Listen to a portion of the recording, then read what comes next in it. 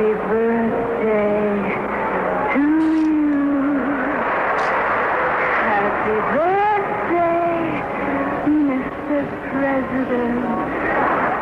One of the most famous stars in Hollywood history is dead at 36.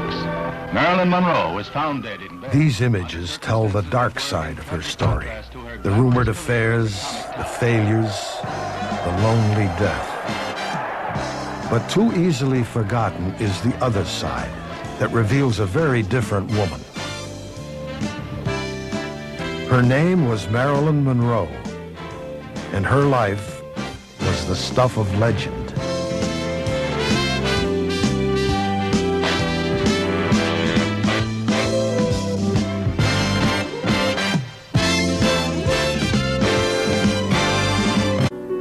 Norma Jean Baker was born in 1926.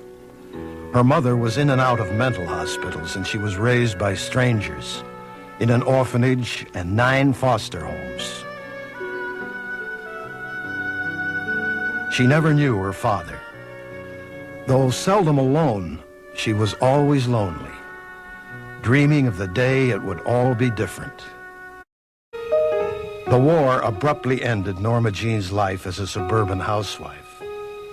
Jim Doherty joined the Merchant Marine, and Norma Jean felt abandoned once more. She took a job at a local factory where a photographer spotted her. The rest is history. A kiss may be grand, but it won't pay the rental on your humble flat or help you at the automat. May I kiss your hand? I always say a kiss on the hand might feel very good, but a diamond tiara lasts forever. Men grow cold as girls grow old, and we all lose our charms in the end. But square cut or pear shape, these rocks don't lose their shape. Diamonds are a girl's best friend. Tiffany's. I'd like to present to you the Look Achievement Award as the most outstanding feminine newcomer. Cartier. Best young box office personality. I present this citation, The most popular actress of the year.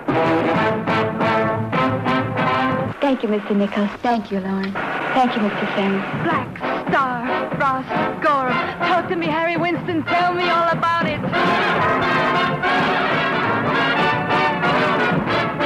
Don't you know that a man being rich is like a girl being pretty? You might not marry a girl just because she's pretty, but my goodness, doesn't it help?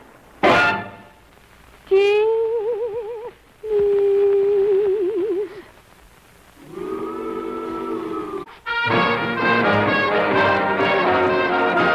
Best friend.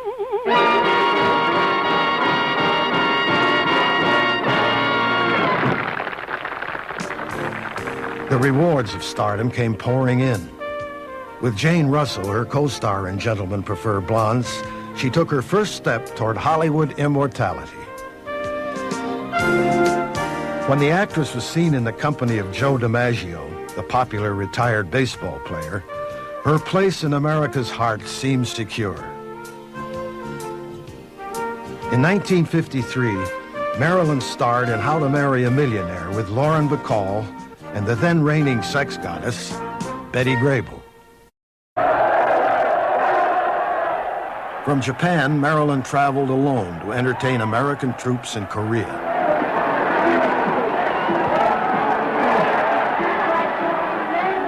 The diamonds are a girl's best friend.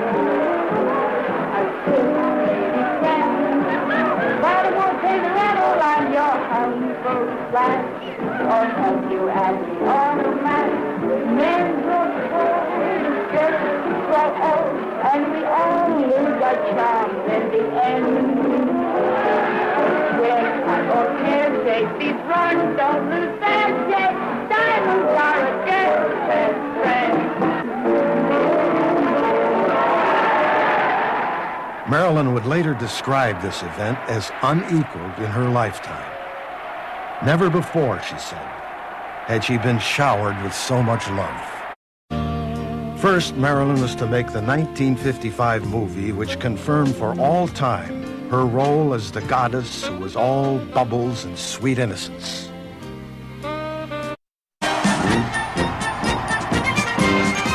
Riding a pink elephant, she dazzled New York. But a new, more serious Marilyn was waiting in the wings. Here on 11 acres, Marilyn Monroe. On April 8th, 1955, she was interviewed by Edward R. Murrow at the home of Milton Green, vice president of the newly formed Marilyn Monroe Productions. Marilyn, tell me, what's the basic reason for this corporation? Primarily to contribute to help making good pictures. Well, would it be fair to say that you got rather tired of playing the same kind of roles all the time and wanted to try something different?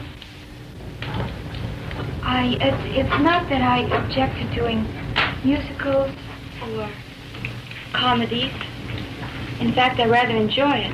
But I would like to do also dramatic parts, too. Mm-hmm. That covers it. Well, Marilyn, now that you're a New Yorker, how do you like this city, anyway? Oh, I love it. Everyone's very friendly, and it's a very optimistic, friendly city. Well, are you always recognized wherever you go in New York? Not really. I can put on a no polo coat and no makeup and get along pretty well.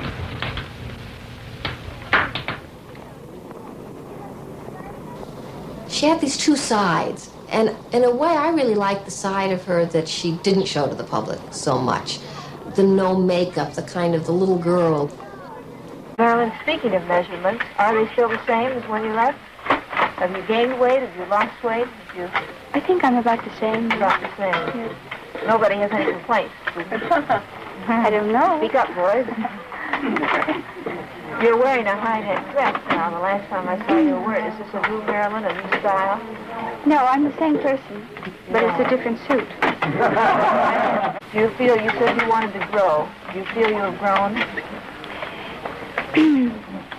Well, I hardly know how to answer that since they misinterpret that, meaning I'm not in inches or something. I'm not talking about that.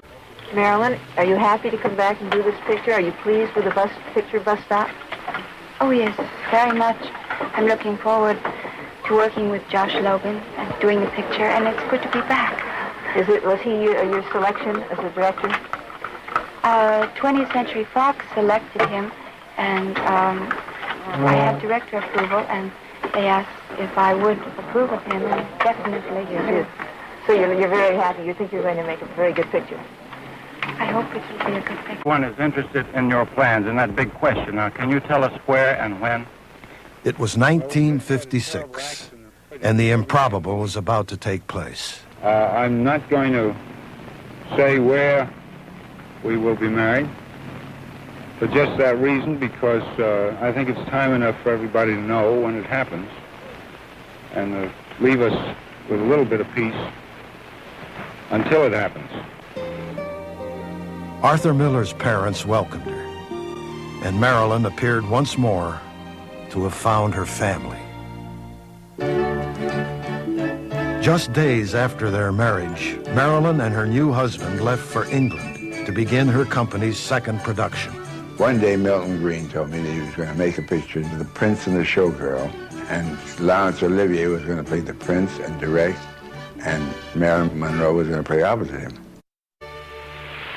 I would like to say that I'm fully confident that in the end my husband will win this case. Americans were again amazed. Marilyn Monroe was speaking out in support of her husband's refusal to name suspected communists before a congressional committee. Her courage only enhanced her role as beloved sex goddess.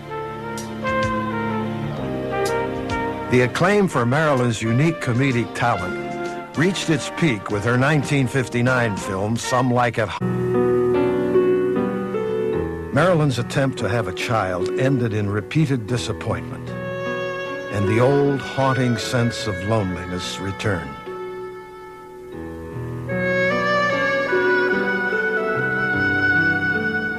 In 1961, Arthur Miller wrote the last film Marilyn ever completed, The Misfits. Never had she seemed more fragile, more luminous. You're a real beautiful woman. It's almost kind of an honor sitting next to you. You just shine in my eyes. That's my true feeling, Rosalind.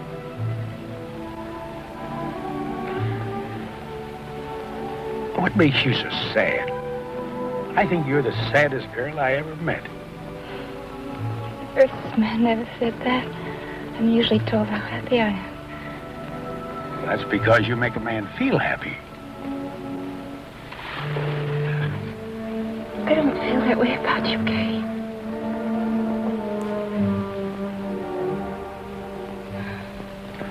Well, don't get discouraged, girl. You might.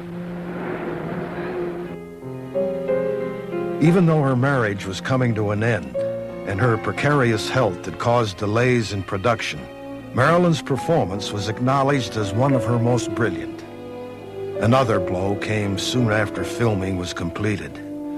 Clark Gable, her co-star, and the man she had idolized since childhood, died of a massive heart attack. She had been practically cut out of her first film. Her last, Something Has to Give, she never finished. Frequent absences, lateness. For the first time ever, Marilyn was fired. The footage that remains shows the Marilyn we always knew, vibrant and gorgeous. But within weeks, her life would be over. The only house Marilyn ever owned is the one she purchased shortly before she died. It's not in the tradition of the Hollywood superstar. It's modest, in keeping with the needs of a private and introspective person. The inscription before the door is in Latin, Cursum perficio, my journey is over.